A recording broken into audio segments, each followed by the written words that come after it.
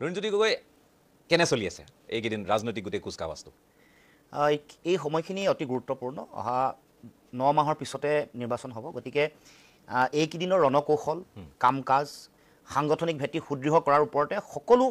ভৱিষ্যতটো নিৰ্ভৰ কৰিব, ৰাজনৈতিক ভৱিষ্যত আমাৰ দলৰ সামূহিকভাৱে বিৰোধীৰ। গতিকে আমি এইকেইটা দিন ইছ্যুবোৰ আমি চিনাক্তকৰণ, যিটো আইডেণ্টিফাই কৰিব লাগে, যিবোৰ তেওঁলোকৰ শক্তি বুলি তেওঁলোকে ভাবে, বিজেপি শাসকীয় পক্ষই,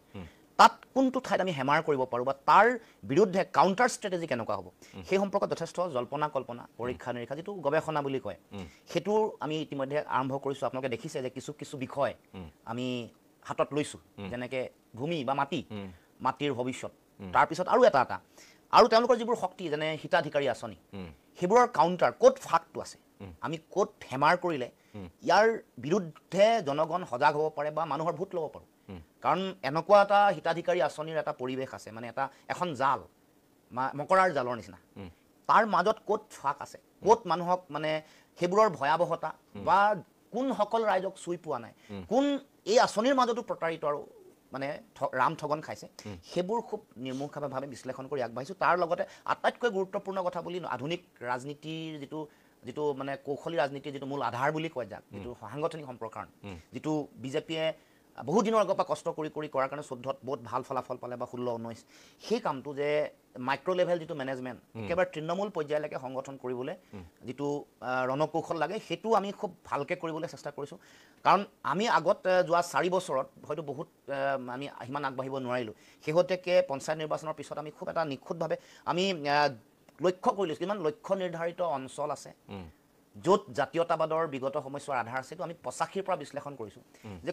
কোনবোৰ সমষ্টিত এতিয়া সমষ্টি পুনৰ নিৰ্ধাৰণ হোৱাৰ পিছত অকণমান সীমা ইফাল হৈছে, তাৰ মাজতো জাতীয়তাবাদৰ ভেটি আগতে আমি এটা বিশ্লেষণ কৰিছিলোঁ ইয়াৰ আগত, ডিলিমিটেশ্যন হোৱাৰ আগত, আপোনাৰ 57টা সমষ্টিত একদম সম্পূৰ্ণ ফুল একদম ভেটি আছিলে, আৰু 14টা এনেকুৱা সমষ্টি আছিলে য'ত 50-50 অকণমান মাইক্ৰ' মেনেজমেণ্টটো শুদ্ধকৈ কৰিলে তাত জিকিব পাৰি। এতিয়া আমি চাই শেহতীয়াকৈ বিশ্লেষণ কৰি দেখিছোঁ যে 57টাটো অলপ কমিছে, য'ত জাতীয়তাবাদৰ আধাৰ আৰু শক্তি আছে, এইটো 52, 53, 54 এইটো ভিতৰত আছে, আৰু আগৰ যিটো 14টা আছিলে সেইটোও অকণমান কমি 10-11 হৈছে। কিন্তু আমি ভাবোঁ যে এইকেইটা অঞ্চলসমূহ আমাৰ বিশেষকৈ আমি ফ'কাছ কৰিছোঁ। তাৰপিছত য'ত আঞ্চলিকতাবাদৰ এটা ভেটি আছে, য'ত ভোট দিছে, য'ত বহুবাৰ বিধায়ক হৈছে, য'ত এতিয়াও 21ৰ নিৰ্বাচনতো আমি ভাল ফলাফল পাইছোঁ, এটা চাইজেবল ভোট 22,000 বা 24-25,000 এনেকৈ পোৱা ভোট, এইবোৰ চাই আমি সেইধৰণে আমি ৰণকৌশল প্ৰস্তুত কৰিছোঁ। কিন্তু কথাটো হৈছে যে আপোনালোকে পঞ্চায়ত নিৰ্বাচনৰ পাছৰ পৰা কিছু তৎপৰতা বৃদ্ধি কৰাৰ কথা আপুনি উল্লেখ কৰিছে, আৰু আপোনালোকক হয়তোবা বিগত নিৰ্বাচনসমূহৰ য'ত আপোনালোক অৱতীৰ্ণ হৈছে, 21ৰ পৰা পৰৱৰ্তী সময়ৰ কথাখিনি কৈছোঁ, হয়তো এটা শিক্ষাও আপোনালোকক দিছে যে কেনেধৰণে আপোনালোক আগবাঢ়িব লাগিব। কিন্তু এই গোটেই পৰিক্ৰমাটোৰ মাজত অসম জাতীয় পৰিষদ গোটেই অসমত বিস্তাৰিত হ'ব পৰাকৈ আপোনালোকৰ নিশ্চয় এতিয়াও সেই প্ৰস্তুতিটো নাই, যিটো আমাৰ চকুত পৰে। গতিকে সেই সন্দৰ্ভত অকণমান জানিব খুজিছোঁ, নে এটা মিত্ৰতাৰ গোটেই কথা বতৰাবোৰ চলি থকাৰ কাৰণে এই যিসকল আপোনালোকৰ মিত্ৰ শক্তি, কংগ্ৰেছ বুলি কওক, ৰাইজৰ দল বুলি কওক, বা বামপন্থী শিবিৰসমূহ যিসকল আপোনালোকৰ লগত আছে, বা অন্যান্য আঞ্চলিক সৰু সুৰা যিসমূহ শিবিৰ আছে, দল আছে, গতিকে আপোনালোকে সেইকাৰণেই গোটেই অসমজুৰি সম্প্ৰসাৰণটো কৰা নাই নেকি? নহয়, সেইটো শুদ্ধ নহয়। এটাটো হৈ গ'ল যে বিগত সময়ছোৱাত জাতীয়তাবাদী বা আঞ্চলিকতাবাদী শক্তিসমূহে কৰি অহা ভুল, বিশ্বাসঘাতকতা, প্ৰতাৰণা, তাৰ কাৰণে মানুহৰ মাজত এটা নিৰাশা বা বিশ্বাসহীনতাৰ পৰিৱেশ এটা আছে। দ্বিতীয়তে আমি এই যে আপুনি ক'লে বহুত এনেকুৱা পৰীক্ষা বা বিভিন্ন অভিজ্ঞতা, ঘটনা পৰিঘটনা, তাৰ মাজত আমি যিধৰণে সকলোতে কৰিব লাগে, উজনি, নামনি, বৰাক উপত্যকা কওক বা বিভিন্ন অঞ্চল, উত্তৰ অসম বা ধৰ্মীয় সংখ্যালঘু অধ্যুষিত অঞ্চলসমূহত যিধৰণে আমি কাম কৰিব লাগে, বহুত জেগাত হয়তো পৰা নাই, কিন্তু আমি আমাৰ কৌশলটো আমি ঠিক কৰি ৰাখিছোঁ যে সকলোতে আমি আগবাঢ়িব লাগিব, আৰু তাৎক্ষণিকভাৱে খুব কম সময়ৰ ভিতৰত আমি এই কামটো কৰিব পৰা নাই, আমি চেষ্টা কৰি আছোঁ, নাই পৰা, কিন্তু সেইটো আমাৰ লক্ষ্য আছে। কাৰণ অকল কিছু অঞ্চলতে আমি আমাৰ দলৰ সংগঠন কৰিম এনেকুৱা ধৰণৰ মানসিকতা কেতিয়াও নাই। আমি সকলোতে সমগ্ৰ অসমত জাতীয়তাবাদ বুলি কোৱা যিটো ধাৰণা, যিটো দৰ্শন, সেইটোৰ অভিধাটোৰ মাজত, সেই দৰ্শনটোৰ মাজত সকলোকে লৈ মানে ইনক্লুচিভ জাতীয়তাবাদৰ যিটো কথা, এইটো কৈ আহিছোঁ আমি, আৰু তাক কেনেকৈ মানুহৰ মাজলৈ লৈ যাব পাৰোঁ তাৰ কাৰণে আমি চেষ্টা অব্যাহত ৰাখিছোঁ। এফালে হিতাধিকাৰী আঁচনি, তাৰ মাজত হিন্দু মুছলমানৰ বিভাজনৰ ৰাজনীতি, তাৰপিছত কিছুমান এই যিবোৰ তথাকথিত ভোট বেংক বুলি ভাবি থকা ৰাষ্ট্ৰীয় ৰাজনৈতিক দলবোৰৰ লগত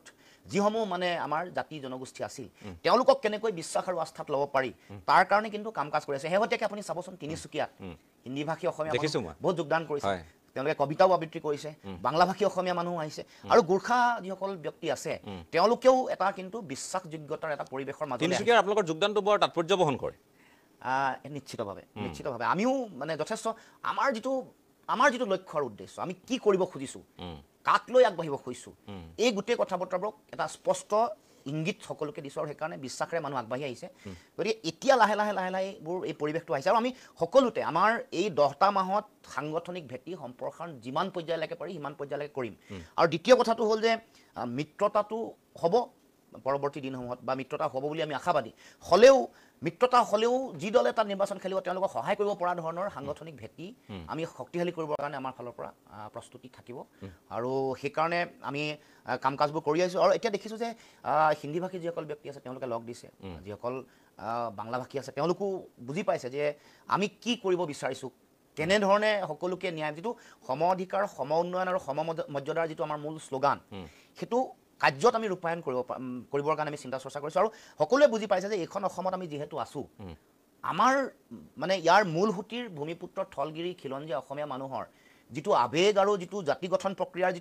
যিটো উদাৰতা তাৰ লগত যদি তেওঁলোকে সহাৱস্থান নকৰে তেতিয়াহ'লে যিটো ব্যৱধান সেইটো বাঢ়ি গৈ থাকিব সামাজিক অসমতা বাঢ়িব আৰু জাতি গঠন প্ৰক্ৰিয়াত ক'ৰবাত নহয় ক'ৰবাত ভাঙোন থাকিলে মূল কামত আমি পৃথিৱীত মানে ভাৰতবৰ্ষৰ বেলেগ ৰাজ্যৰ লগত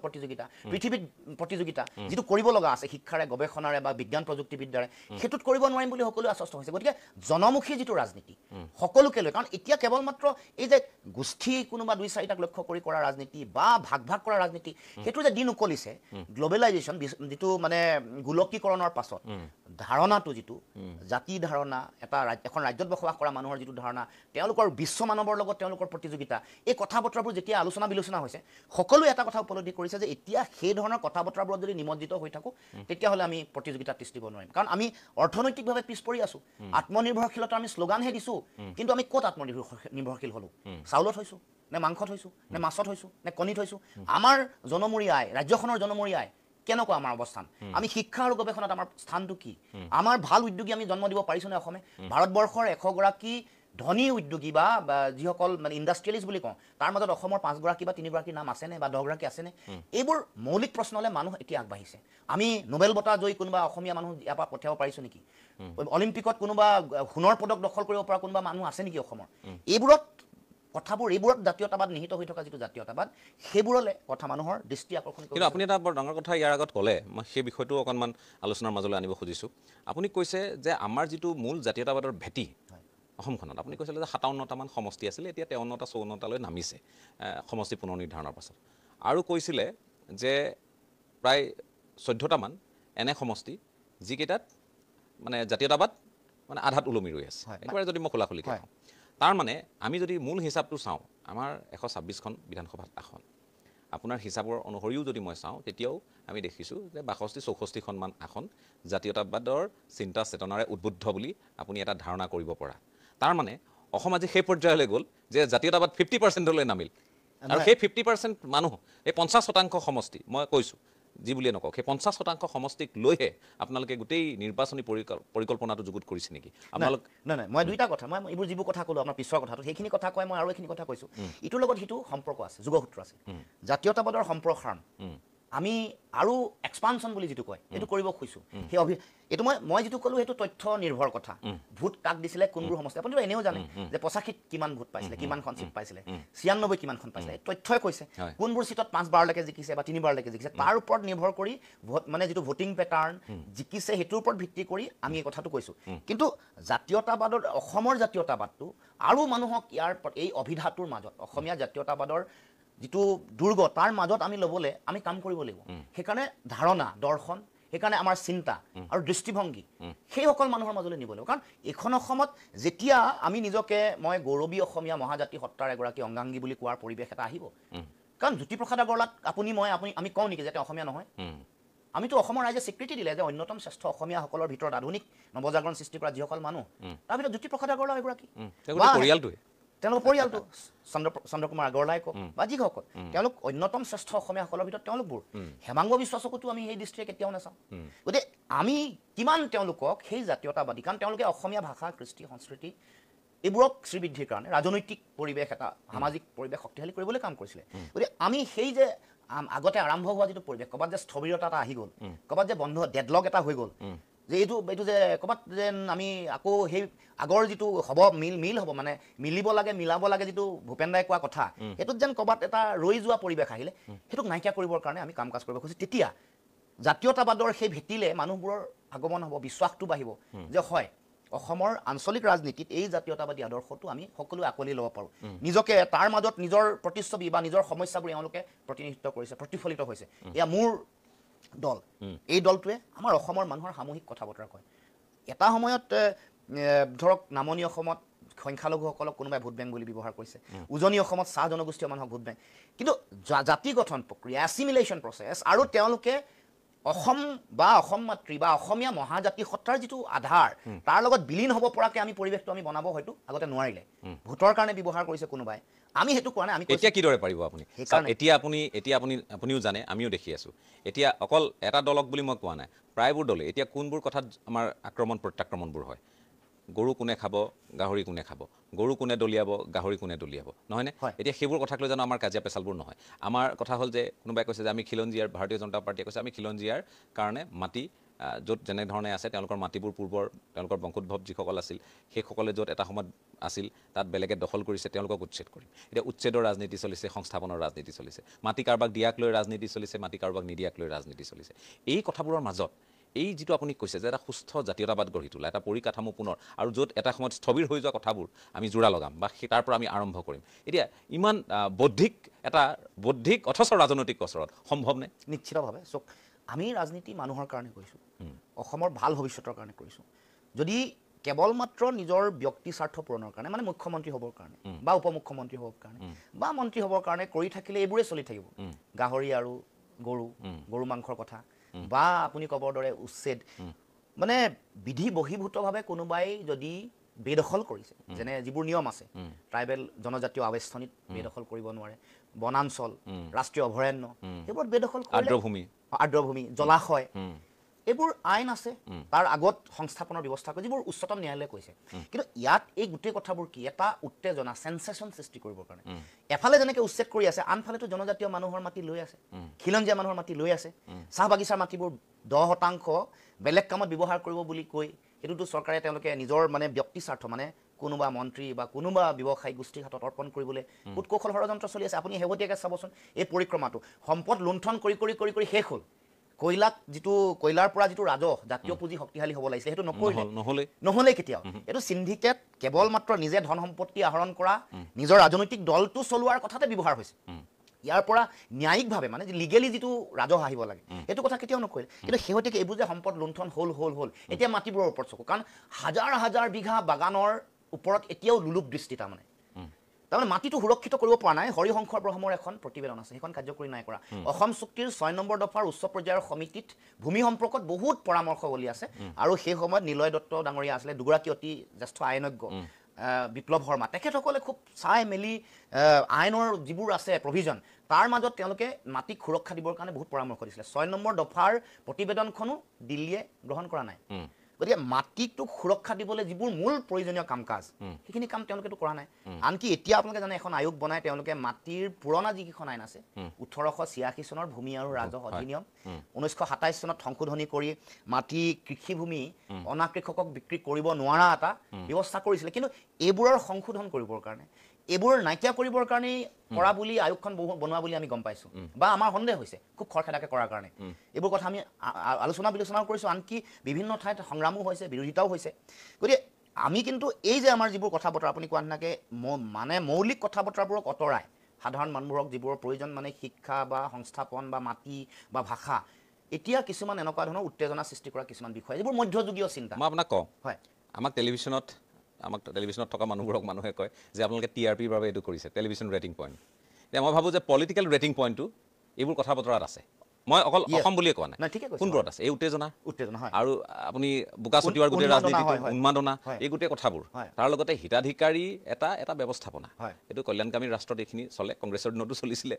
অগপৰ দিনতো আছিলে হয়। এতিয়া বিজেপিৰ দিনতো আছে এইটো পৃথক নহয় হয়। গতিকে ইয়াত হয় মাত্ৰাটো কম বেছি পৰিমাণৰ কথাবোৰ হ'ব পাৰে বা জাতি এটা একেবাৰে শেষ হৈ যাব একেবাৰে চৰকাৰ নিৰ্ভৰশীল ব্যৱস্থা নিৰ্ভৰশীল হৈ থাকিব সেইটোতো হ'ব নোৱাৰে গতিকে সেইটো হ'বলৈ যাবলৈ দিয়াটো বিপদ কিন্তু কথাটো হৈছে এই PRPৰ পৰা কোন আঁতৰি আহিব এতিয়া এই পৰিৱেশটোৰ পৰা কোন আঁতৰি আহিব সাধাৰণ ৰাইজে এই গোটেই বিষয়বোৰক অতি তেওঁলোকে গুৰুত্ব বৰ বেছি গুৰুত্ব দিয়ে বুলি এটা অনুভৱ কেতিয়াবা নহয় মই ক্ষমা প্ৰাৰ্থনাৰ নাই, কথাখিনি ঠিকে কৈছে কৈছোঁ আপুনি। নাই, আপুনি কোৱা কথাটো শেহতীয়া যিবোৰ নিৰ্বাচনৰ ফলাফল তাৰ পৰাই আপুনি কৈছে কিন্তু মই কথাটো হ'ল যে আমি জনগণক সেই কথাবোৰ আমি ৰাজনৈতিকভাৱে আমি বুজাব লাগিব শিক্ষিত কৰিব লাগিব কাৰণ চক মানে এনেকৈ চলি আছে অৰ্থনৈতিক অৱস্থা আগতকৈ বেয়া হৈছে মানুহৰো বেয়া হৈছে আমি এতিয়াও এই অৱস্থাটো এইবাৰ যদিও কৈ থাকে এইখন চৰকাৰ 10 বছৰ চলিব প্ৰায় 10 বছৰে হ'ব 9 বছৰ অতিক্ৰম কৰিছে এতিয়া আমাৰ যিবোৰ ব্যৱসায়ী গঢ় লৈ উঠিছিলে তেওঁলোকৰতো সংকট ঠিকাদাৰসকলেওতো তেওঁলোকে পাব লগা প্ৰাপ্য পইচা পোৱা নাই কেইজনমানক বাদ দি গতিকে এই যে যিটো ব্যৱস্থা যিটো গতানুগতিক যিটো কথা য'ত ভোট লৈ আছে বুলি আপুনি কৈছে সেইবোৰৰ বিৰুদ্ধে আমি ৰাইজক এটা নতুন মডেল এটা দিব লাগিব তাৰ কাৰণে আমি ইতিমধ্যে আলোচনা বিলোচনা হিতাধিকাৰী আঁচনিৰ বিৰুদ্ধে চাওক আপুনি যিটো কথা কৈছে জনকল্যাণকামী চৰকাৰ এখনৰ অকণমান মানুহক হিতাধিকাৰী আঁচনি এনেকুৱা ধৰণৰ আঁচনি তেওঁলোকে সহায় সহযোগিতা কৰে কিন্তু দুইটা কথাৰে আমি এটা বেলেঞ্চ ৰাখিব লাগিব হিতাধিকাৰীৰ পৰা স্বত্বাধিকাৰী কিদৰে কৰিব পাৰোঁ যিটো হেৰিয়ে কৈছিলে বাজপেয়ী ডাঙৰীয়ে কৈছে তেওঁলোকৰে বিজেপি দলৰে আগৰ প্ৰধানমন্ত্ৰীয়ে কৈছিলে যে মানুহক 3টা বস্তুহে বিনামূলীয়াকৈ দিব লাগে শিক্ষা স্বাস্থ্য আৰু ন্যায় আপোনাক মোক যেতিয়া মানে এলেহুৱা কৰি পেলাব বিচাৰিব এটা উৎপাদনশীলতা নথকা এটা জাতি পংগু এটা জাতি এতিয়া যেতিয়া মাটি বাৰীও এনেকৈ ল'বলৈ আৰম্ভ কৰিছে অঘৰী জাতি যেতিয়া বনাবলৈ চেষ্টা কৰিব তেতিয়া যিটো মানে হেৰি প্ৰভাৱ এইটো এতিয়া আপুনি গম নাপাব 20 বছৰ 25 বছৰ 50 বছৰ শেহতীয়াকৈ হোৱা মানে ইফালৰ পৰা বাংলাদেশৰ পৰা অহা অবৈধ বিদেশীৰ আগ্ৰাসনৰ ফলত কি হ'ল আপুনি মইতো দেখিছোঁ এইটো অবাস্তৱ নহয় আমাৰ চকুত থকা ছবি গতিকে তাৰ পাছত এই কথা বতৰাবোৰতো ঘটনা ঘটিব আজি কনচিকুৱেঞ্চেছবোৰ এতিয়া ধৰা নপৰে আজি 5 বছৰ 3 বছৰত কিন্তু 20 বছৰ 25 বছৰ যেতিয়া আপুনি মই সম্পূৰ্ণ এটা মানে পৰনিৰ্ভৰশীল মানুহ হৈ যাম আমাৰ এফালেদি আমাৰ স্কিল নাই আমাৰ উৎপাদনশীলতা কৰিব পৰা যিটো শক্তি সেইটো দিয়া নাই তাৰ বিপৰীতে তেওঁলোকৰ এনেকুৱা ধৰণৰ নেতিবাচক যিবোৰ পৰিকল্পনা এইবোৰতো ক'ৰবাত এটা সমাধান লাগিব আৰু বেলেঞ্চ লাগিব ঠিক আছে হিতাধিকাৰী কিছু মানুহক কৰিব লাগিব যেনেকৈ ইউনিভাৰ্চেল বেচিক ইনকমৰ কথা আমি দলটো জন্মৰ সময়ত আপোনালোকক কৈছিলোঁ যে আমাৰ যিসকল ডেকা আছে যিসকল শিক্ষিত তেওঁলোকক ইউনিভাৰ্চেল বেচিক ইনকম এটা দিব লাগে কিন্তু তেওঁলোকক দিওঁতে তেওঁলোকক ট্ৰেইন আপ কৰি থাকিব লাগিব তেওঁলোকক প্ৰশিক্ষণ লাগিব তেওঁলোকৰ লোন পোৱালৈকে আমি আগবঢ়াই দিম তেওঁলোকে তেতিয়ালৈকে পাব তাৰপিছত যেতিয়া উৎপাদনশীলতাত জড়িত হ'ব তাৰপিছত তেওঁলোকৰ কোনো ইউনিভাৰ্চেল বেচিক ইনকম তেওঁলোকে নাপায় এনেকুৱা ধৰণৰ এটা মডেল বেলেগতো দিয়ে বা পৃথিৱী জুৰি সেইটো একচেপ্টেড গতিকে এনেকুৱা ধৰণৰ কিছুমান পলিচি আছে কিন্তু আপুনি যদি 100% ভোটৰ কাৰণে মানুহক হিতাধিকাৰী বনায় এই জনকল্যাণকামী আঁচনিবোৰৰ লগত যদি বেলেঞ্চ কৰি মানুহক উৎপাদনশীলতাত যদি জড়িত নকৰায় কাম কাজ কৰি খাব পৰা এতিয়া সাধাৰণ উদাহৰণ এটা দিছোঁ এতিয়া 1250 টকা আমাৰ ৰাইজে পায় মাহত 1250 টকাই কি হয় আপুনি যদি ভাবে যে এতিয়া ধানৰ যিটো চৰকাৰী মূল্য আজিকালি অকণমান ভাল হৈছে পোনপটীয়াকৈ বিক্ৰী কৰিব পাৰে এতিয়া ভাল দামো পায় 2240 টকা আছিলে এতিয়া 2300তকৈ বেছি হ'ল সম্ভৱতঃ এটা এক কুইণ্টেল ধান চৰকাৰে কৰি আছে সেইবোৰ শাসক পক্ষই কৰি আছে নাই সেই কামটোতো আমি ভাল কাম কৰিছোঁ সেইটো আমি বহুত প্ৰতিবাদো কৰিছিলোঁ ডিপু অনলাইন চিষ্টেমটো বন্ধ কৰি ৰাখে আমাৰ তেজপুৰত আছিলে আমি 4খনমান আমি প্ৰেছ মিটো কৰিছোঁ বাহিৰৰ পৰা অহা বিষয়া তেওঁলোকে ইচ্ছা কৰি বন্ধ কৰি ৰাখে ধানটো নিকিনে এইবোৰ কথা আছিলে ধান ক্ৰয় কেন্দ্ৰ কিন্তু ক্ৰেডিটটো চৰকাৰে লৈ আছে গোটেই বিষয়টো ল'বই নাই লোৱাটোত আমি একো বেয়া কমন মানুহ যেতিয়া লাভান্বিত হ'ব এইটো আমি বেয়া পাম আৰে সাধাৰণ খেতিয়কে কথা হ'ল যে 98% মাটিত তোমালোকে জলসিঞ্চন দিম বুলি কৈছিলা তোমালোকৰ ভিজন ডকুমেণ্ট চোৱা প্ৰথম 10টা হিতানত এইটো নাম আছিলে কিমান পাৰ্চেণ্ট হ'ল নাই হোৱা যাৰ কাৰণে 3টা খেতি কৰিব পৰা নাই আপুনি চাবচোন বহুত পথাৰ পৰি আছে মই যোৱাকালি কিছুদিনৰ আগত বসন্ত গগৈৰ ঘৰলৈ যাওঁতে তেওঁৰ শিৱসাগৰ তেওঁৰ খবৰ ল'বলৈ যাওঁতে তাৰ পথাৰখন মই দেখি গৈছোঁ বহুত দিন চন পৰি আছে মই যেতিয়া ডিব্ৰুগড় বৰপথাৰ এইফালে খোজকাঢ়িবলৈ যাওঁ ৰাতিপুৱা তাতো চন পৰি আছে এই যে মাটিবোৰ চন পৰি আছে তাত যে উৎপাদনশীলতা নোহোৱা হৈছে এইবোৰ যদি উৎপাদন কৰা আৰম্ভ কৰে 3বাৰ কৃষকে যেতিয়া পইচা পাব তেতিয়া কাম কৰিব মোৰ ঘৰত মই নিজে খেতি কৰি ডাঙৰ হোৱা মানুহ আমি আগতে ধান বিক্ৰী কৰিবলৈ হ'লে চৰকাৰী ৰেটতকৈ 500 টকা 600 টকা ডিফাৰেঞ্চ তেতিয়াহ'লে যিটো মোৰ খৰচ হয় সেইটো পইচা মোৰ নাহে গতিকে কৃষকে কৰাটো কমাই দিছে পলিচিটো শুদ্ধকৈ যেতিয়া ল'ব যেতিয়া গাঁও এটা অঞ্চলত কাৰণ চাওক এতিয়া কিছুমানহে ধান ক্ৰয় কেন্দ্ৰ আছে বহুত দূৰ যাব লাগে যদি এখন পঞ্চায়তৰ হেড অফিচতে যদি ধানটো লৈ লয় পোনপটীয়াকৈ আপুনি 2 কুইণ্টেল ধানো লৈ গৈ তাত দিবগৈ পাৰে সেই পৰিৱেশটো আছে গতিকে আমি পলিচি যদি শুদ্ধকৈ বনাওঁ আমি যদি মানুহৰ ওচৰলৈ যদি পইচা আহে 1 কুইণ্টেলত যদি 2300 টকা এভাৰেজ যদি আহিছে তেতিয়াহ'লে আপুনি মোৰ যিটো কৈছোঁ আপুনি 1250 টকাৰ দেখোন দুগুণে প্ৰায় অলমষ্ট দুগুণ যে কি নহওক মই আপোনাৰ সৈতে আৰু কথা পাতিম এইখিনি প্ৰাৰম্ভিক পৰ্যায়ৰ কথা এটা বিৰতিৰ সময় হৈছে বিৰতিটো লৈ আমি লুৰিণজ্যোতি গগৈৰ সৈতে আৰু কিছু অতি গুৰুত্বপূৰ্ণ ৰাজনৈতিক আলোচনা কৰিম চাই আছে আজিৰ পৰ্যবেক্ষণ অসম জাতীয় পৰিষদৰ প্ৰস্তুতিক লৈ আজিৰ পৰ্যবেক্ষণ বিৰোধী ৰাজনীতিৰ গোটেই সামগ্ৰিক কুচকাৱাজটোক লৈ মই লুৰিণজ্যোতি গগৈয়ে দলৰ যিখিনি আদৰ্শ দলৰ যিখিনি নীতি কৰ্মপন্থা বা তেওঁলোকৰ ভৱিষ্যত কৰ্মসূচী এই গোটেই কথাখিনিৰ এটা আভাস প্ৰাৰম্ভিক পৰ্যায়ত দিছে এইবাৰ লুৰিণজ্যোতি গগৈ মূল কথাটো হৈছে মিত্ৰতা এতিয়া আটাইতকৈ যদি মই কওঁ যদি গোটেই বিষয়বোৰ য'ত কেন্দ্ৰীভূত হৈ আছে সেয়া হৈছে মিত্ৰতা কংগ্ৰেছে তেওঁলোকে অকলে যুঁজিব পৰা বৰ্তমানৰ পৰিৱেশটো নাই খোলাখুলিকৈ যদি কওঁ ৰাইজৰ দল সেই ধৰণে ইমান তেওঁলোকো সম্প্ৰসাৰিত নহয় গোটেই ৰাজ্যজুৰি অসম জাতীয় পৰিষদৰো একেই এটা পৰ্যায়লৈ উত্থান পূৰ্বৰ তুলনাত হৈছে আমি নাই হোৱা বুলি কোৱা নাই কিন্তু কথাটো হ'ল যে ভাৰতীয় জনতা পাৰ্টিৰ যিটো বৰ্তমান সময়ৰ তেওঁলোকৰ পৰিসংখ্যা সদস্যৰ পৰিসংখ্যা সেইটোৱে ৬২ লাখ আনুষ্ঠানিকভাৱে তেওঁলোকে কোৱা কথা সেইটো তেওঁলোকে কোৱা কথা আপুনি মই মানি ল'লোঁ তাৰপৰা 10 লাখ কমাই দিলোঁ যেনিবা কিবা এটা হিচাপ নিকাচ কৰি সেইটো তেওঁলোকে মানি নলয় যদিও ৬২ লাখ তেওঁলোকৰ সদস্য যিটো আনুষ্ঠানিকভাৱে তেওঁলোকে কয় ৬২ লাখ সদস্য থকা এটা দল আৰু সামগ্ৰিকভাৱে এই যিটো নিৰ্বাচনী পৰিৱেশ আহিবলৈ গৈ আছে অনাগত সময়ত ইতিমধ্যে ভাৰতীয় জনতা পাৰ্টি কিন্তু আৰম্ভ কৰি দিছে তেওঁলোকে কোনো ইলেকশ্যনৰ কাৰণে বহি নাথাকে সেইটো আপোনালোকেও জানে 24/7 পলিটিক্স প্ৰফেচনেল পলিটিক্স বুলি ক'লেও অত্যুক্তি কৰা নহয় তাৰ তুলনাত বিৰোধীয়ে এতিয়াও বহিবলৈ বাকী এতিয়াও আপোনালোকে আলোচনা কৰিবলৈ বাকী ভূপেন বৰা থাকোঁতে কথাবোৰ নহ'ল এতিয়া গৌৰৱ গগৈ আহিল গৌৰৱ গগৈ এতিয়া ইফালৰ পৰা সিফাললৈ ঘূৰি ফুৰিছে আৰু এটা তেওঁ উমান লৈ আছে বুলি এটা অনুভৱ হৈছে যে কংগ্ৰেছে অকলে পাৰিব নে নোৱাৰে তাৰ পাছত হয়তো বাকী কথাখিনি হ'ব সময় হাতৰ পৰা কিন্তু ওলাই গৈ আছে গতিকে এই যিটো বিৰোধী ঐক্য এইটো বাস্তৱায়িত হ'ব নে নহয় আপোনাৰ অনুভৱে কি কয় নহয় এইটো হ'ব লাগিব মোৰ দৃষ্টিত হ'ব লাগিব কিন্তু হ'ব নে নহয় মইতো ভাবোঁ হ'ব কাৰণ ৰাইজৰ যিটো আশা বা ৰাইজে যিটো বিচাৰিছে সেইটোক যদি সকলোৱে সহযোগিতা আগবঢ়ায় নিশ্চিতভাৱে হ'ব আৰু কাৰণ এইটো সাধাৰণতে য'লৈকে যায় আপুনি এইটো উমান পাবই আপুনি যদি ৰেণ্ডম চেম্পল ছাৰ্ভে এটাও কৰে 20জন মানুহক যদি আপুনি লয় 14জনে ক'ব 16জনে ক'ব যে ইউনাইটেডলি যুঁজিলেহে কাৰণ দেশৰো মানুহে গোটেই পৰিৱেশটো দেখিছে অসমৰ আপুনিতো বাস্তৱ পৰিস্থিতিটোৰ কথা ক'লে আমি আমাৰ নিজৰ দলৰ কথা আমি বাস্তৱ নিৰ্মহ বিশ্লেষণ এটা কৰিছোঁ আমি যোৱা 4 বছৰত আমি কিমান কাম কৰিব পাৰিছোঁ ক'লৈকে আগবাঢ়িছোঁ সংগঠন কিমান সম্প্ৰসাৰণ কৰিছোঁ গতিকে আমি কি পৰ্যায়লৈকে কৰিব পৰা অৱস্থাত আছোঁ সেইটো আমি কেতিয়াও আমাৰ নিজৰটো আমাৰ আত্মবিশ্লেষণটো ছেল্ফ এনালাইচিছটোত কেতিয়াও অলপো কম হোৱা নাই মই ভাবোঁ আমি সেইকাৰণে বহুবাৰ আপুনি আমাৰ ষ্টেটমেণ্টটো অকণমানো সলনি হোৱা নাই যে আমি ঐক্যবদ্ধ হ'বই লাগিব আৰু মই ভাবোঁ যে আমি ঐক্যবদ্ধ হ'লে আমি যুঁজিম আৰু আমি জিকিব পাৰিম এইটো মই দৃঢ় বিশ্বাসী কিন্তু আৰু দলবোৰেও প্ৰত্যেকটো দলে ৰাইজে বিচৰা কথাটোক যদি সহযোগিতা আগবঢ়ায় নিশ্চিতভাৱে এই যিটো আপুনি কৈছে কেমেষ্ট্ৰিটো সেইটো মই ৰাইজ বুলি কওঁতে মোৰ অকণমান আপত্তি এটা থাকে এইকাৰণে আপত্তি এটা থাকে কাৰণ চাওক এই অসমখনত আজি ভাৰতীয় জনতা পাৰ্টীৰ চৰকাৰখন আছে অগপ তেওঁলোকৰ মিত্ৰজোঁটত আছে UPPL তেওঁলোকৰ লগত আছে BPFৰ সৈতেও তেওঁলোকৰ ভাল বুজাবুজি ইফালে গণশক্তিৰ লগত আছে নহয়নে গতিকে আমি এটা অনুভৱ কৰোঁ যে গোটেই ৰাইজে বিচৰা বুলি শব্দটো হয়তো ইয়াত সঠিক প্ৰয়োগ নহ'ব মোৰ অনুভৱেৰে কৈছোঁ মই কৈছোঁ যিসকল ভাৰতীয় জনতা পাৰ্টী যিসকল মানুহ আছে একজেক্টলি বিজেপি বিৰোধী যিসকল মানুহ বিজেপি অগপক যি বিচৰা নাই বা বিজেপি অগপক UPPL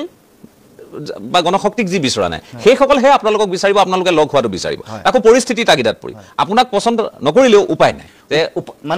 আদৰ্শগত অমিল থাকিলেও উপায় নাই এই পৰিস্থিতি এটা ভোট বিভাজন নোহোৱাৰ স্বাৰ্থত এইটো ৰাইজে বিচাৰিব আৰু দেশতো গোটেই দেশত যেতিয়া নিৰ্বাচনবোৰ হৈছে লোকসভাৰ নিৰ্বাচনেই কওক বা আপুনি বিধানসভা বেলেগ বেলেগ ৰাজ্য দিল্লী বা হাৰিয়ানা সেইবোৰ ৰাজ্যত ফলাফল মানুহে চাই দেখিছে যে মেৰু যেতিয়াই বিৰোধী শক্তি বিভাজিত হৈছে তেতিয়া লাভটো শাসকীয় হৈছে আৰু শাসকীয় পক্ষৰ তেওঁলোকৰ মেৰুটো বিভাজন হোৱা নাই তেওঁলোকৰ নিজে হয় বিজেপি দল নহয় আপুনি কোৱাৰ দৰে UPPL নহয় গণশক্তি নহয় গণপৰিষদ কোনোবা নহয় কোনোবা এগৰাকী প্ৰাৰ্থী আৰু বিৰোধীহে বিভাজনৰ গোটেই পৰিৱেশটো আহিছে আপুনি আগতে যিটো পাৰিসংখ্যিক যিটো হিচাপ দিলে মই সেইটো বাৰু একচেপ্ট নকৰোঁ গ্ৰহণ নকৰোঁ কিন্তু তেওঁলোকৰ আগ্ৰাসী যিটো ৰাজনীতি সেইটো আমি দেখি আছোঁ যে আপুনি কোৱাৰ দৰে সকলো সময়তে খুব পেছাদাৰী মানসিকতাৰে তেওঁলোকে কাম কাজ কৰে কিন্তু মানুহৰ আগতহে আচলতে গোটেই ফলাফলটো আহে মানুহে কি কৰিব আমি মানুহৰ সেই আশাটোক সেই তেওঁলোকে কৰা জনবিৰোধী কাম কাজৰ যিটো পৰিৱেশ সেইটো কেনেকৈ আমি এটা আগ্ৰাসী লোভ প্ৰদান কৰিব পাৰিছোঁ বিৰোধীয়ে তাৰ ওপৰত ফলাফলটো নিৰ্ভৰ কৰিব সেইটো আমাৰ দায়িত্ব থাকিব কাৰণ সাংগঠনিক সম্প্ৰসাৰণৰ কাৰণে এটা লিমিটেড সময় 10 মাহ কিমান পাৰিব কিমান নোৱাৰিব কামত যুদ্ধংদেহীভাৱে লগাৰ পিছতহে আমি 2 মাহ বা 3 মাহ আমি চূড়ান্ত ফলাফলটো পাম কিন্তু তাৰ মাজত যিটো আশাবাদী এটা পৰিৱেশ এটা ঢৌ সৃষ্টি কৰা তেওঁলোকৰ জনবিৰোধী কাম কাজবোৰ মানুহৰ মাজলৈ লৈ যোৱা সেই ৰণকৌশলটো সঠিকভাৱে আমি কৰিব পাৰিব লাগিব তাৰ কাৰণে প্ৰাথমিক চৰ্তটো মই ভাবোঁ যে আমি ইউনাইটেড হোৱা আৰু বহিব লাগিব আপোনালোক নিশ্চিতভাৱে মানে এতিয়া ডাঙৰ কথাটো হৈছে এই সময়খিনিত আপুনিও মন কৰিছে আমিও মন কৰিছোঁ আৰু কথাবোৰ এনে নহয় যে সংবাদ মাধ্যমত বহুতে সংবাদ মাধ্যমক কেতিয়াবা দুখ দি দিয়ে মই সেইকাৰণে প্ৰথমে কথাষাৰ কৈ লৈছোঁ যে অখিল গগৈয়ে কিবা এষাৰ কৈছে গৌৰৱ গগৈয়ে কিবা এষাৰ কৈছে গৌৰৱ গগৈয়ে ক'লে যে অখিল গগৈয়ে শুই উঠিয়ে কাক সমালোচনা কৰে ঠিক নাই সময় এনেকুৱাও গৈছে যে অখিল গগৈয়ে লুৰিণজ্যোতি গগৈক এটা অফাৰ দিছে অফাৰটো বা প্ৰস্তাৱ দিছে সেই প্ৰস্তাৱটো মানি নোলোৱাৰ কাৰণে আপোনালোকো সমানে সমালোচিত হৈছে অখিল গগৈৰ মুখেৰে আৰু সমালোচিত হৈছে যদি শাসক পক্ষকো সমালোচনা কৰে কিন্তু একে সময়তে দেখিব আপুনি মানে বিৰোধীৰ গৌৰৱ গগৈ ভূপেন বৰা পৰা আৰম্ভ কৰি প্ৰদ্যুৎ বৰদলৈ পৰা আৰম্ভ কৰি কোনো খাৰি যোৱা নাই ৰকিবুল হুছেইন পৰ্যন্ত কোনো খাৰি যোৱা নাই অখিল গগৈৰ পৰা গতিকে অখিল গগৈয়ে ক'ৰবাত এই যিটো আপোনালোকৰ বিৰোধী ঐক্যৰ প্ৰসংগটো আহিছে তাত ক'ৰবাত তেওঁ বহুতেই ক'ব খোজে তেওঁ যদিও বা মুখেৰে কয় তেওঁ নিজেও বিচৰা নাই নেকি যে বিৰোধী একেলগ হৈ আমি আগবাঢ়ো বহুতে চৰ্চা কৰে মই সেইকাৰণে কৈছোঁ নে তেওঁৰ ভূমিকাক লৈ আপোনাৰ বেলেগ কিবা ক'বলগীয়া আছে না মইতো তেনেকৈ নাভাবোঁ কাৰণ চোক বিজেপিক পৰাভূত কৰিবৰ কাৰণে আমাৰ যেতিয়া যিকোনো মানুহৰে যিকোনো দলৰ যেতিয়া লক্ষ্য থাকিব তেতিয়া নিশ্চিতভাৱে বিজেপি আমাৰ মূল আক্ৰমণৰ লক্ষ্য হ'ব বা বিজেপিক হৰুৱাৰ ৰণকৌশলটোৱে প্ৰাথমিকতা পাব গতিকে সেই যিটো ৰণকৌশল তাত আপুনি মই যদি লেমেন সাধাৰণ মানুহ হিচাপেও যদি চাওঁ আমাৰ হাতত কি বিকল্প খোলা আছে কি বাট আছে কেৱল মাত্ৰ একতাৰ বাট তাক বাদ দিটো বেলেগ নাই তাৰ কাৰণে আমি সেই কথাবোৰ আমি সকলোৱে নিজেই মানে আপুনি যিটোৱে কৈছে বিৰোধীৰ পক্ষত থকা জনগণৰ যিটো তেওঁলোকৰ আশা যিটো আকাংক্ষা সেইটোক আমি প্ৰত্যেকে শ্ৰদ্ধা কৰিব লাগিব সেইটো মই ভাবোঁ যে মই আৰু দ্বিতীয় কথাটো কিছুমান বিষয় ধৰক যিকোনো বিষয় আহিলে কাৰণ লক্ষ্যটো আমাৰ বিজেপি কেন্দ্ৰিক লক্ষ্য আমাৰ সকলোৱে থাকিব লাগিব কাৰণ বিজেপিৰ তেওঁলোকে বহু এনেকুৱা ধৰণৰ কথা বতৰা আছে এতিয়া বহু কংগ্ৰেছী মানুহ গৈ বিজেপিত গৈ সোমাইছেগৈ গতিকে সেই মানে কিছুমান বহু এনেকুৱা ধৰণৰ দুৰ্নীতি সুনীতি কংগ্ৰেছৰ দিনতে কৰি সেইসকলে মানে দুৰ্নীতিৰ তেওঁলোক মানে সদাগৰ বুলি যে কয় দুৰ্নীতিৰ সদাগৰ আছিলে তেওঁলোক গৈ বিজেপিত সোমাইছে গতিকে সেই সময়ত সেইসকল ব্যক্তি কৰা কাম কাজবোৰ এতিয়া তেওঁলোক বিজেপিলৈ যোৱাৰ লগে লগে তেওঁলোক কোনো ধৰণৰ তেওঁলোকৰ পিয়ৰিটি আহিব এনেকুৱা কথা নাই গতিকে আক্ৰমণৰ যেতিয়া লক্ষ্য হ'ব তেওঁলোককো আচলতে আক্ৰমণৰ লক্ষ্য কৰিব লাগে কংগ্ৰেছত তেওঁলোকে এইবোৰ কাম কাজ কৰি কংগ্ৰেছ ডুবাই আহিছে আৰু এতিয়া বিজেপিত আহিছে গতিকে আমি যেতিয়া আক্ৰমণ তাৰমানে আপোনাৰ ক'বলগীয়া কথাটো হ'ল যে এপিএছচিক লৈ যেনিবা কথাখিনি হ'ল যিকোনো ধৰণৰ কথাষাৰ কৈছোঁ কাৰণ আটাইতকৈ চৰ্চাৰ শেহতীয়া সময়ছোৱাত আছে এপিএছচি গতিকে এপিএছচিক লৈ যেতিয়া কথাখিনি হৈছে গতিকে অখিল গগৈৰ যিটো আক্ৰমণ সেইটো পোনপটীয়াকৈ কংগ্ৰেছ পোনপটীয়াকৈ তৰুণ গগৈ আৰু লগতে তেওঁ চুই গৈছে ডক্টৰ হিমন্ত বিশ্ব শৰ্মাক অখিল গগৈ আপোনাৰ কথাটো হ'ল যে এতিয়া কংগ্ৰেছৰ সৈতে যিহেতু কথা বতৰাবোৰ চলি আছে কংগ্ৰেছক লগত লৈয়ে যাব লাগিব আৰু বিজেপি বিৰোধী ৰাইজে যিহেতু তেনেধৰণে সকলো একত্ৰিত হোৱাটোৱে বিচাৰিছে গতিকে সমালোচনাৰ চুকটো বা সমালোচনাৰ যিটো লক্ষ্য সেই লক্ষ্যটো যিসকল কংগ্ৰেছৰ পৰা গৈ বৰ্তমান বিজেপিত আছে তেওঁলোকক কৰিব লাগে পূৰ্বৰ কংগ্ৰেছ চৰকাৰ পূৰ্বৰ মুখ্যমন্ত্ৰী বা তেওঁৰ ঘনিষ্ঠ সেইসকলক কৰিব নালাগে না চাওক প্ৰথম কথাটো মানে আমি বৰ বেছি কংগ্ৰেছক এইটোলৈ আনিব নালাগে তাৰমানে এই সময়ছোৱাত বিৰোধী পক্ষৰ ফালৰ পৰা আপুনি সেইটো ক'ব খোজা নাই যে এতিয়া মানে যিটো নেৰেটিভ দিব খোজা হয় যে বিজেপিয়ে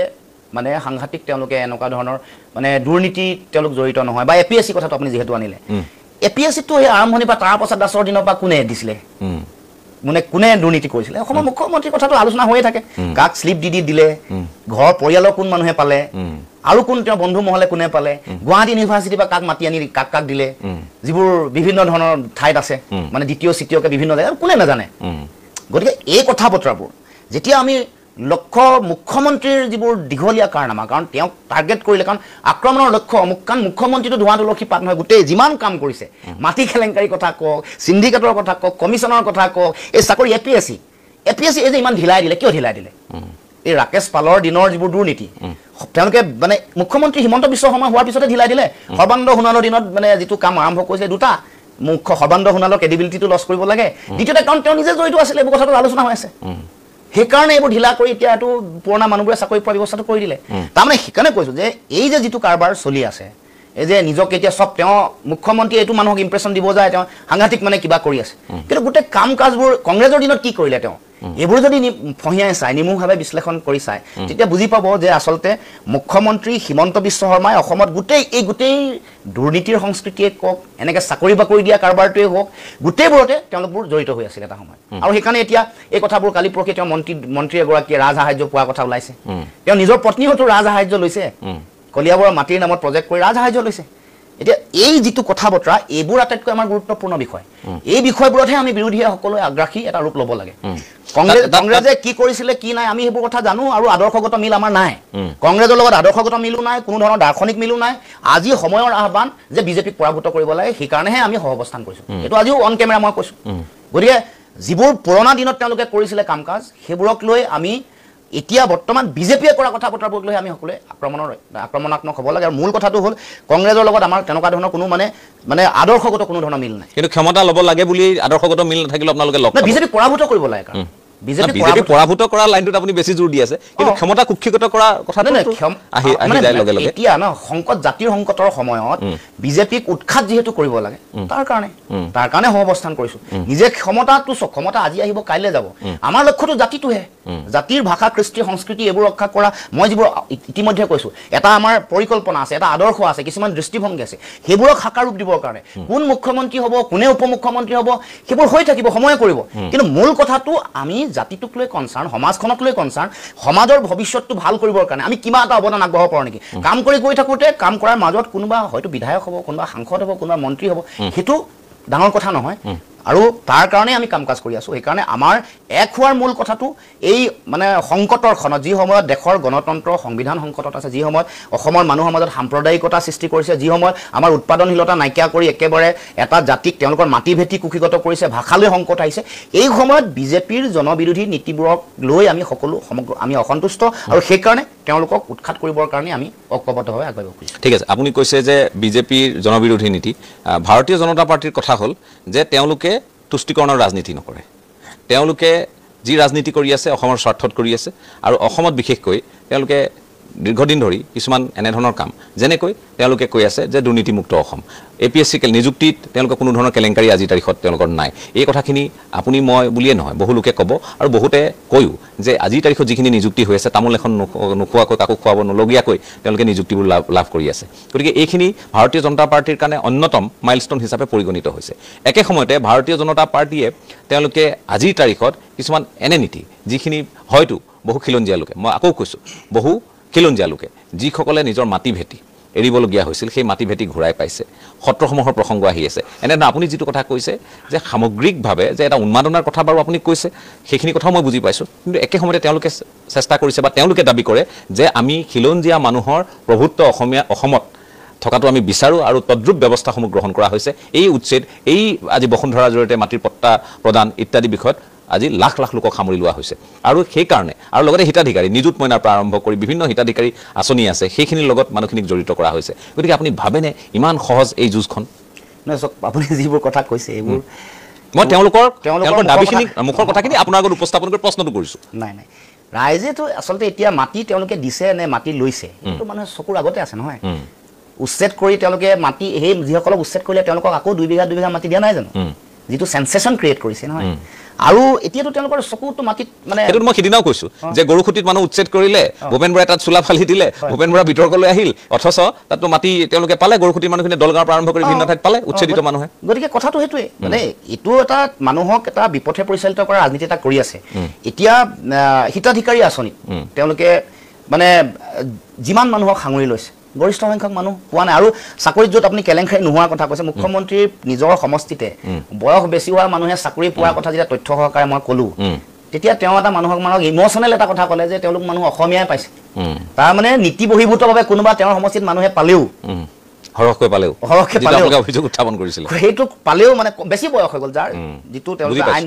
তাৰপিছতো এনেকুৱা ধৰণৰ বিভিন্ন বিসংগতি মানে তেওঁলোকে এনেকুৱা এটা ইম্প্ৰেশ্যন দিব খোজে যে তেওঁলোকৰ দিনত কোনো দুৰ্নীতি হোৱা নাই কিন্তু সেইটোৱে সাধাৰণ উদাহৰণ এটা মই দিলোঁ তেতিয়া কোনো ধৰণৰ ব্যৱস্থা নহ'ল আৰু এই যে APSC কথাটোৱে মই ক'লোঁ APSCটো তেওঁলোকে কিয় ইমান ঢিলাই দিলে ভালকৈ তেওঁলোকে চাৰ্জশ্বিট নিদিলে কিয় গোটেই পানী নহকা ধৰণে গোটেই ব্যৱস্থাটো কিয় নকৰিলে নকৰাৰ কাৰণটো এইটোৱে কাৰণ এই কথাবোৰ আলোচনা হৈ আছে ৰাকেশ পালৰ দিনত কোনে পাইছে কোনে নাই পোৱা কাৰ কোনে পাইছে এইবোৰতো মানুহৰ মাজত ব্যাপক আলোচনা তথ্য প্ৰমাণ নাই কিন্তু আলোচনাটো পুৰা আৰু জানি পৰিয়ালৰ কোন মানুহে কেনেকৈ পাইছিলে সেইটো সময়ত তাতোকৈ ডাঙৰ কথা যে BK শৰ্মা আয়োগৰ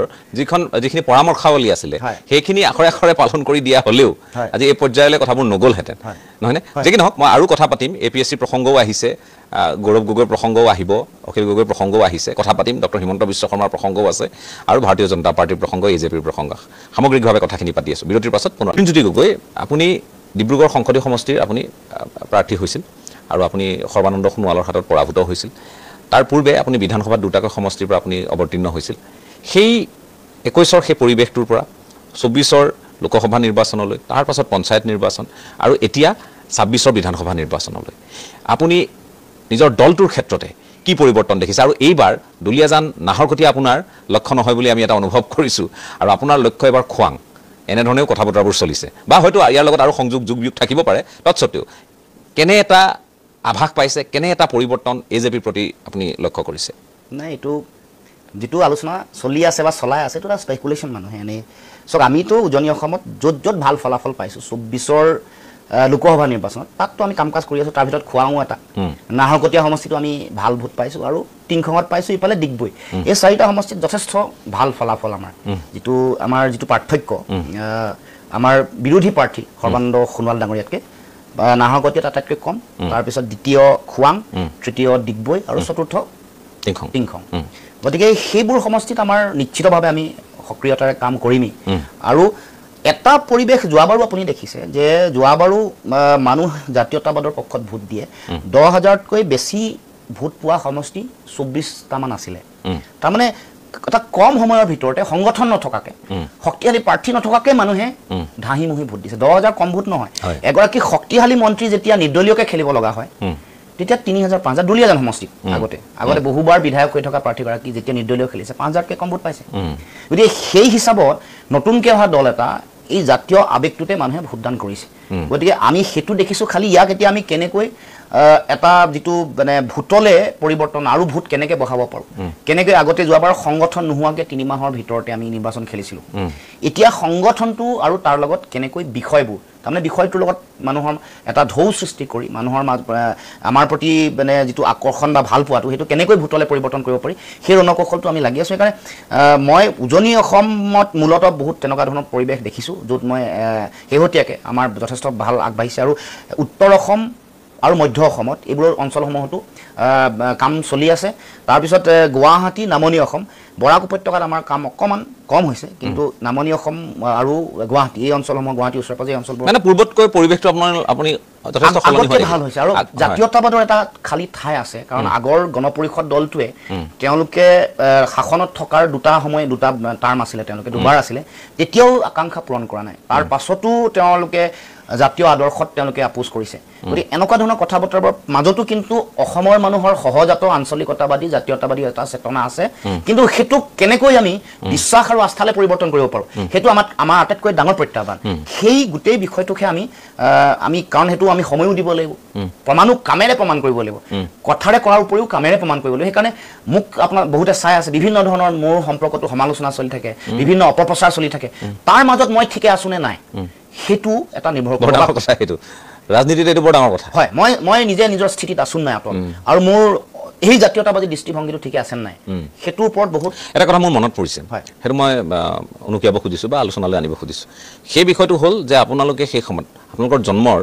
মূল কাৰকটো কি আছিল মূল কাৰকটো আছিল যে নাগৰিকত্ব সংশোধনী আইন নহয়নে আৰু সেই আইনৰ জৰিয়তে লাখ লাখ হিন্দু বাংলাদেশীক অসমত সংস্থাপিত কৰা হ'ব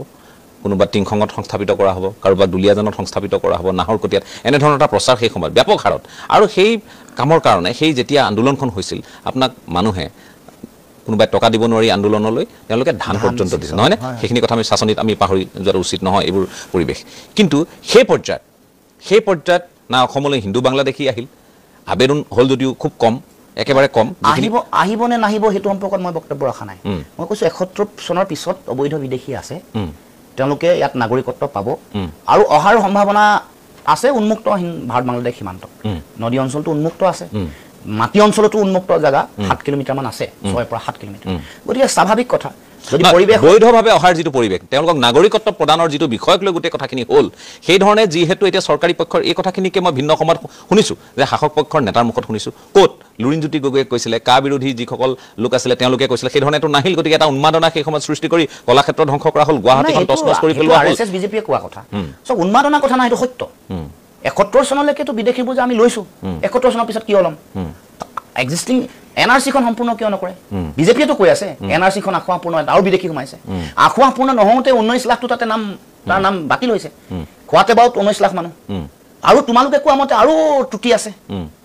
ত্ৰুটি থাকিলে আৰু 10% 15% যিখন টোটেল য'ত নাম মানুহ আছে তোমালোকৰ হিচাপমতে কৈ আছো সেইসকলেতো নাগৰিকত্ব পাব তোমালোকেতো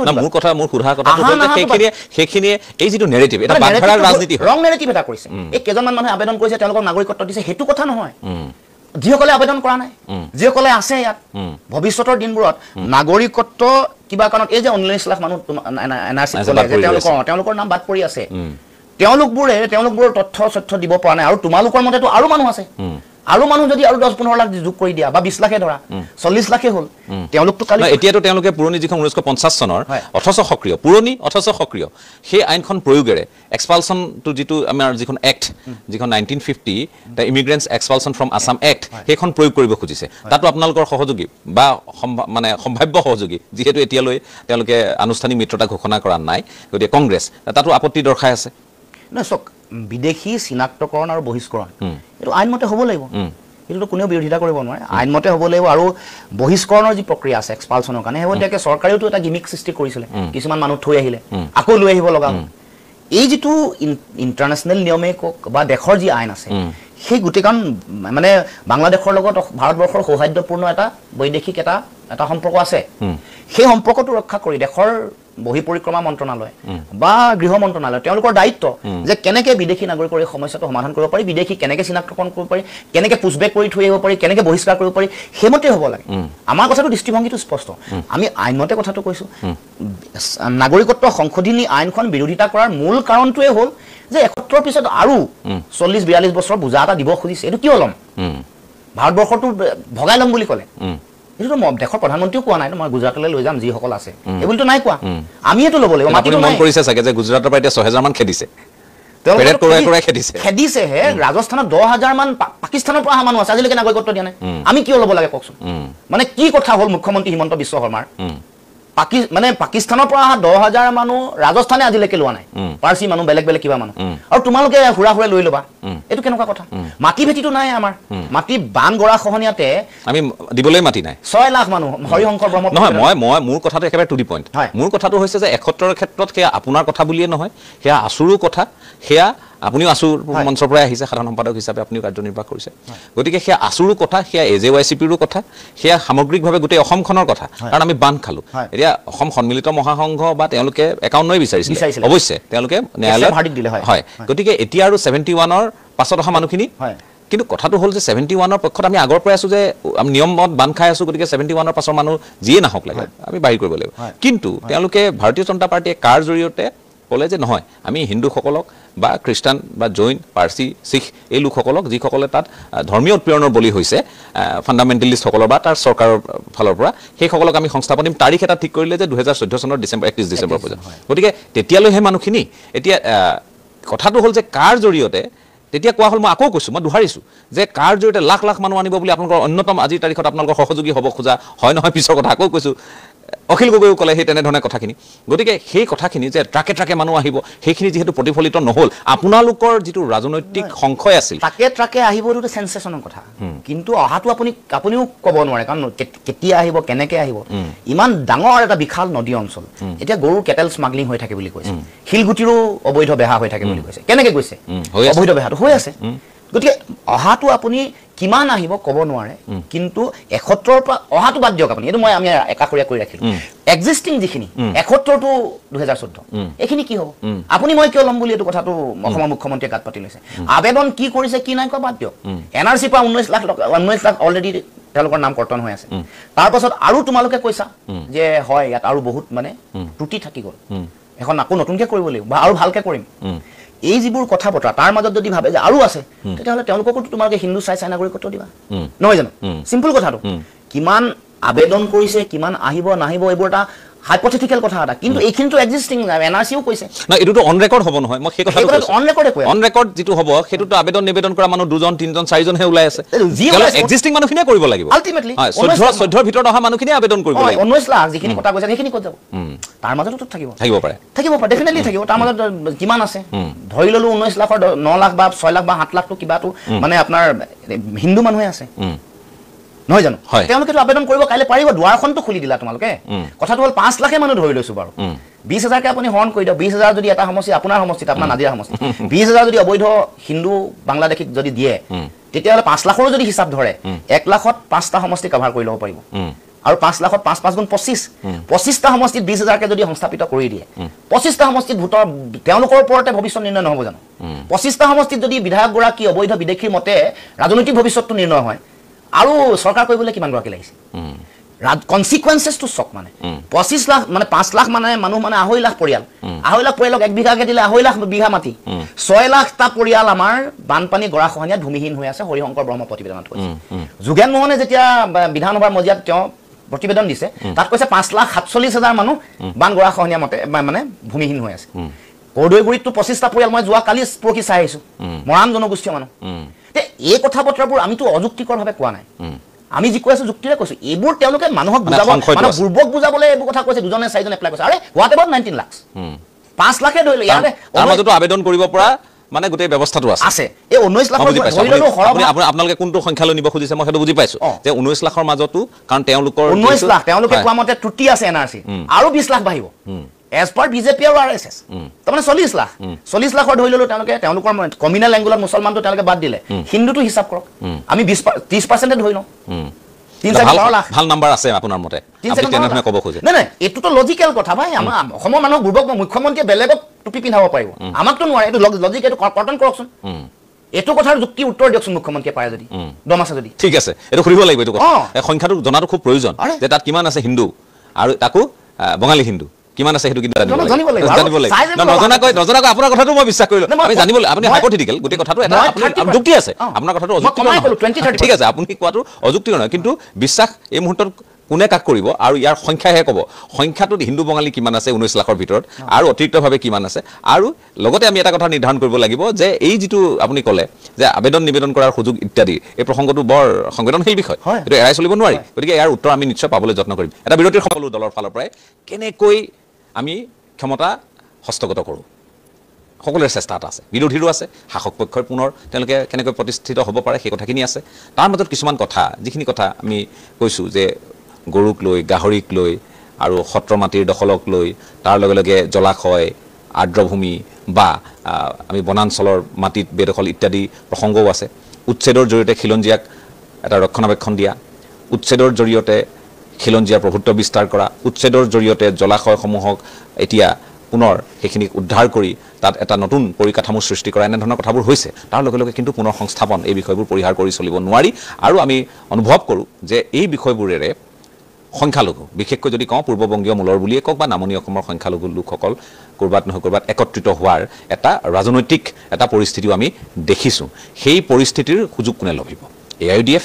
কংগ্ৰেছ অসম জাতীয় পৰিষদ ৰাইজৰ দল নে আন কোনে আমিতো দেখিলোঁৱে লুৰিণজ্যোতি গগৈ যে এই গোটেই কথাখিনিৰ মাজত সিদিনা দেখিলোঁ আপুনি অখিল গগৈৰ এটা সাংঘাতিক ভিডিঅ' এটা ভাইৰেল হৈ আছে তেওঁ এতিয়া মূল্যবৃদ্ধিৰ প্ৰসংগত আনিবলৈ গৈ তেওঁ কৈছে যে গোমাংসৰ প্ৰসংগটো যে গোমাংসৰ দাম কিমান বাঢ়িলে আগতকৈ কৈছে আগতে 250 আছিল এতিয়া 500 হৈছে তাত সমালোচিতও তেওঁ হৈছে যদিও বা মূল্যবৃদ্ধিৰ প্ৰসংগতেই তেওঁ কথাখিনি কৈছে গতিকে আপিজমেণ্ট যিটো ক'ৰবাত নহয় ক'ৰবাত তুষ্টিকৰণ সংখ্যালঘু তুষ্টিকৰণ সংখ্যাগুৰু তুষ্টিকৰণ বিজেপিয়ে তুষ্টিকৰণ নকৰে বুলি আপুনি ক'ব নোৱাৰে তেওঁলোকে সংখ্যাগুৰুৰ তুষ্টিকৰণত তেওঁলোক সিদ্ধহস্ত তেওঁলোকে কৰিবই সংখ্যালঘু তুষ্টিকৰণত আছে আপোনালোকৰ সম্ভাৱ্য সংগী কংগ্ৰেছ আৰু এতিয়া ৰাইজৰ দলৰ সভাপতিগৰাকীকো আমি তেনেধৰণে ভিন্ন ঠাইত দেখোঁ আপোনালোকক সেই পৰ্যায়লৈ এতিয়ালৈ আমি দেখা নাই তুষ্টিকৰণৰ কথাটোত আমি বিৰোধী তুষ্টিকৰণৰ কথা নাই সমতাৰ দৃষ্টিভংগীৰে চাব লাগিব দেশৰ সংবিধান মতে দেশৰ নাগৰিকে যিটো পাব লাগে সেইটো পাব লাগে ইয়াত আৰু বিভাজনৰ কথাটো নাই বিভাজনৰ নেৰেটিভটো আমি এগেইনষ্টে কাম কৰোঁ আমাৰ ইউনিটি নেৰেটিভ দেশৰ সংবিধানে যাক যাক নাগৰিকত্ব দিছে জাতি জনগোষ্ঠী ধৰ্ম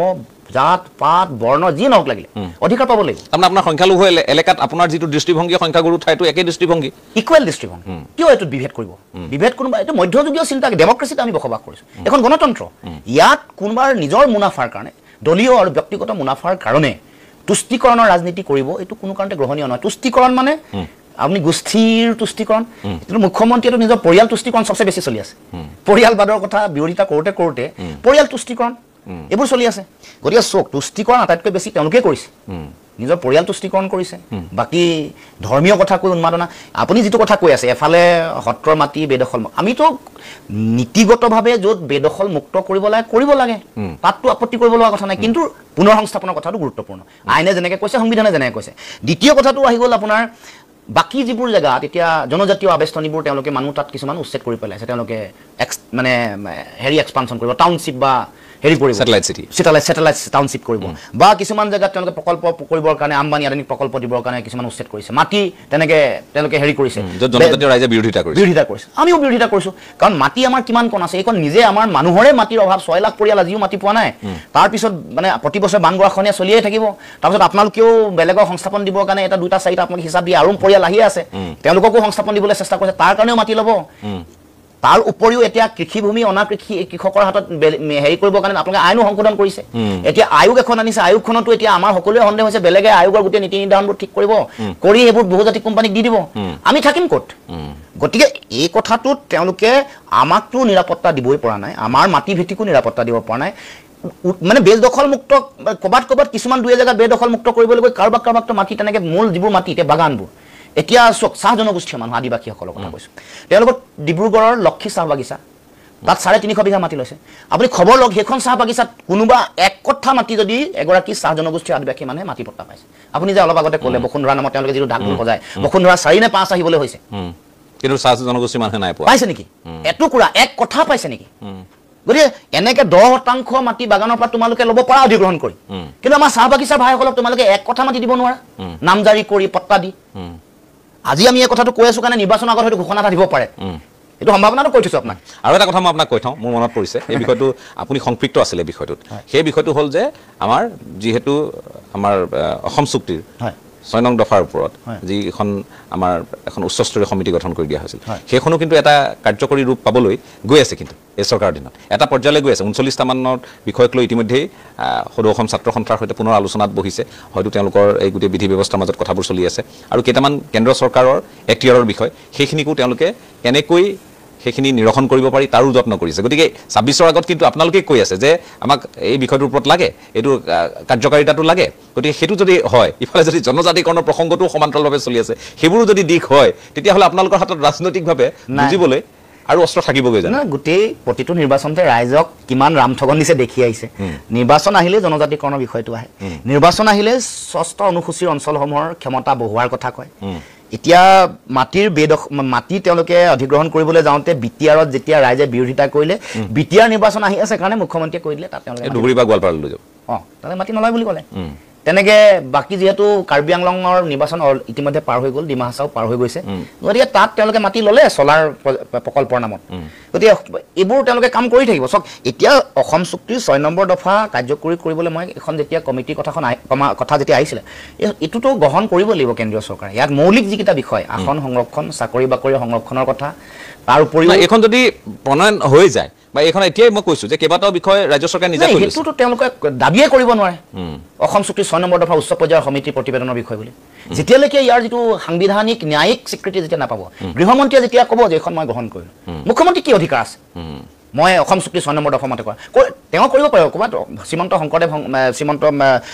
শংকৰদেৱ কলাক্ষেত্ৰলৈ পইচা দিছে এবিলাকলৈ পইচা দিছে আৰু এইবোৰতো নৰ্মেল ৰুটিন প্ৰচিডিউৰ আপুনি চাবচোন অসম চুক্তি 6 নম্বৰ দফাত কৈছে এইবোৰ is a routine affair of the state government মূল বিষয় এইবোৰহে লিখা আছে মই আপোনাক ৰঙান দাগ সাংবিধানিক ৰক্ষা কবচটো মূল বিষয় সাংবিধানিক ৰক্ষা কবচ তাৰমানে তাতে ৰাজনৈতিক বিষয় আছে তাত মানে মাটি ভেটিৰ কথা আছে সাংস্কৃতিক বিষয় আছে চাকৰি বাকৰি কথা আছে যিবোৰ কথা তেওঁলোকে ধুনীয়াকৈ উল্লেখ কৰিছে আৰু সাংবিধানিকভাৱে গোটেই কথাবোৰ কেনেকৈ সেটেল কৰিব পাৰি গোটেই কথাবোৰ কৈছে আৰু তাত আনকি তেওঁলোকে জনজাতি ৰাইজৰ যিবোৰ বিটিআৰ অঞ্চল মানে 6 শিডিউল এৰিয়াৰ মাজতে তেওঁলোকে কৈছিল নহয় 6 শিডিউল এৰিয়া নহয় বা এইবোৰ তাতো কিন্তু ধুনীয়াকৈ বিষয়বোৰ উল্লেখ কৰিছে ক'ত কি দিব পাৰি কেনেকৈ কি কৰিব পাৰি সকলো অঞ্চলক সামৰি কৰিছে কাৰণ মই নিজেও সদস্য আছিলোঁ আৰু গোটেইখনত তেওঁলোকে মানুহৰ মাজত যিবোৰ কথা সেইটো সময়ত সকলো কথাৰে উত্তৰ দিছিলোঁ এতিয়া বহুত দিন পিছ পৰি ৰৈছে এই কথাখিনিক লৈ তেওঁলোকে মানে মানুহক এনেই এটা তাৰ বিষয়বোৰ বুলি কোৱা বুলি ক'ব পাৰিব কিন্তু অসম চুক্তি মৰ্মে দাবী কৰিব নোৱাৰে অসম চুক্তি মৰ্মে কৰা বুলি কেনেকৈ দাবী কৰিব কওকচোন ন্যায়িকভাৱে মানুহক আৰু সকলো কথাতে এনেকৈ তোমালোকে যিখিনি তাত পৰামৰ্শ দিছে কাৰণ ৰাজহুৱা আমিয়ে কৰিলোঁ মই সাধাৰণ সম্পাদকৰ দায়িত্বত থাকোঁতে সভাপতি সাধাৰণ সম্পাদকতে আমি বহি ৰাজহুৱা কৰিলোঁ যিহেতু তেওঁলোকে গ্ৰহণ নকৰিলে 6 মাহ 8 মাহ ৰৈ যেতিয়া ৰাজহুৱা কৰি দিলোঁ ৰাজহুৱাটো ইতিমধ্যে হৈছে তেওঁলোকে ৱেবছাইটত দিওঁতে ৰাজহুৱা হোৱা নাই আমি কি আছে মূল বিষয় তেতিয়াই কৈ দিছোঁ তেতিয়া সেই বাক্যটো আমি আওৰাই দিছিলোঁ যে এইখিনি ৰুটিন এফেয়াৰ এইবোৰ তোমালোকে টকা দিয়ে থাকিব লাগিব মাটি তোমালোকৰ দায়িত্ব এইবোৰ তোমালোকে পালন কৰিয়ে থাকিব লেণ্ডৰ যিবোৰ কথা লেণ্ড এইটো ষ্টেট ছাবজেক্ট এটা তোমালোকে আগতকৈ আইনবোৰ বেছি শক্তিশালী কৰিবহে লাগে সেই পৰামৰ্শহে দিছে এইবোৰ তোমালোকে কৰি থাকা কিন্তু মূল বিষয়টো সংৰক্ষণৰ কথাবোৰ আসন সংৰক্ষণৰ কথা ৰাজনৈতিক সুৰক্ষাটোৱে মূল কথা আৰু যদি ৰাজনৈতিক অধিকাৰটো সুৰক্ষিত হৈ নাথাকে তেতিয়াহ'লে আমাৰ কেনেকৈ আমাৰ ভৱিষ্যত ঠিক আছে মই সেই বিষয়টোত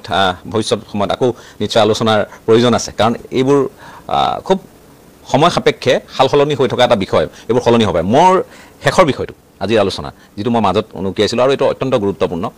কথাটো হৈছে আকৌ মই কৈছোঁ যে আপুনি ভূপেন বৰাৰ সময়ৰ পৰা আপোনালোকে গোটেই কথাবোৰ আৰম্ভ কৰিছিল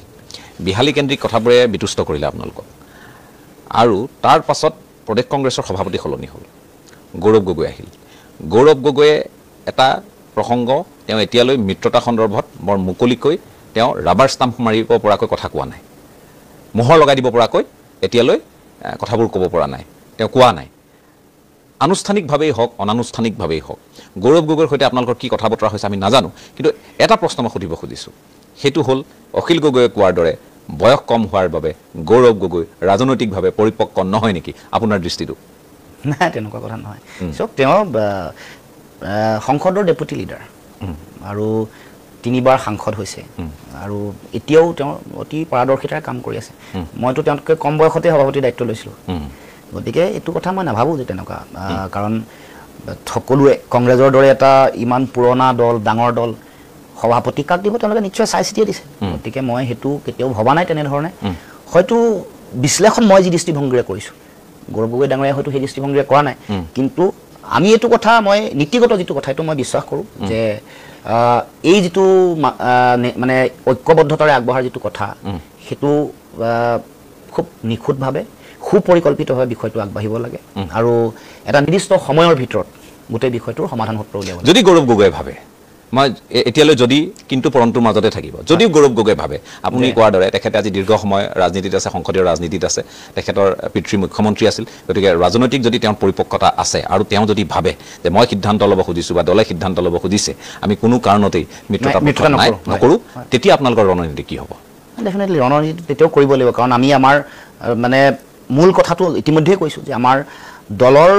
সংগঠনৰ ভেটিটো শক্তিশালী কৰাৰ উপৰিও আমি মানে মূল লক্ষ্যটো অসমৰ ভৱিষ্যতৰ কথা যিহেতু আছে সেইকাৰণে আমি আমাৰ যুঁজখন আমি কৌশলেৰে আমি আগবঢ়াই লৈ যাব লাগিব সেইকাৰণে মিত্ৰতা হোৱাটো বিৰোধী ঐক্য অবিহনে বিজেপিক পৰাভূত কৰাটো অসম্ভৱ বুলি আমি ভাবোঁ এই সময়ত কিন্তু আমি আমাৰ কাম আমি কৰি যাম কাৰণ আমাৰ মূল লক্ষ্যটোৱে কৈছোঁ অসমৰ জনগণ আমি আমাৰ দৃষ্টিভংগীৰে বা আমাৰ চিন্তাৰে অসমৰ মানুহক যি ধৰণে ৰাজনৈতিকভাৱে সামাজিকভাৱে বা অসমৰ সজাগ কৰিব লাগে বা অসমৰ মানুহৰ যিবোৰ মৌলিক যিবোৰ বিষয় শিক্ষা গৱেষণা সাহিত্য সংস্কৃতি অৰ্থনীতি সামাজিক গোটেই পৰিৱেশটো জাতি গঠন প্ৰক্ৰিয়াৰ বুনিয়াদ শক্তিশালী আৰু ত্বৰান্বিত কৰা এই সকলো কথা বতৰাত আমি কাম কাজ কৰি যাম আৰু ৰাজনৈতিকভাৱেও আমি যুঁজিম তাৰ কাৰণে ৰণকৌশল আমি সুকীয়া দুইটা ৰণকৌশল আমাৰ লগত আছে প্লেন এ প্লেন বি কাৰণ থাকিব আনচাৰ্টেনিটি গেম অফ আনচাৰ্টেনিটি পলিটিক্সটো যিকোনো ধৰণৰ কথা কিন্তু এই কথাটো আমি যিটো পৰিৱেশ পৰিস্থিতি বুজিছোঁ জানিছোঁ সেইটোৰ পৰাই কৈছোঁ আৰু মানুহৰ আপুনি কোৱাৰ দৰে বিৰোধী যিসকল আছে বিজেপি বিৰোধী তেওঁলোকৰ মনৰ কথাটো ৰাজহুৱাকৈ কৈ আছোঁ আৰু চেষ্টা কৰিছোঁ যাতে বিজেপিক হৰুৱাবলৈ আমাৰ যিটো দায়িত্ব সেই দায়িত্বটো আমি যাতে পালন কৰিব পাৰোঁ যি কি নহওক আপোনাক মই শুভেচ্ছা জ্ঞাপন কৰিছোঁ ধন্যবাদ জ্ঞাপন কৰিছোঁ যে আপুনি এইখিনি সময় দিলে কথাবোৰ মুকলিকৈ কৈছে অনাগত সময়ৰ ৰাজনীতি কিন্তু অতি আকৰ্ষণীয় হ'ব লুৰিণজ্যোতি গগৈ সভাপতি অসম জাতীয় পৰিষদ অখিল গগৈ সভাপতি ৰাইজৰ দল গৌৰৱ গগৈ সভাপতি অসম প্ৰদেশ কংগ্ৰেছ 3 গগৈ আক্ষৰিক অৰ্থত এতিয়া 3 গগৈক মানুহে পাব নে 2 গগৈক লগত পাব নে এজন গগৈ অকলে আগুৱাব বাকী দুজনে দুফালে বাদ বুলিব সেয়া সময়ে ক'ব যে কি নহওক পুনৰবাৰ ধন্যবাদ জ্ঞাপন কৰি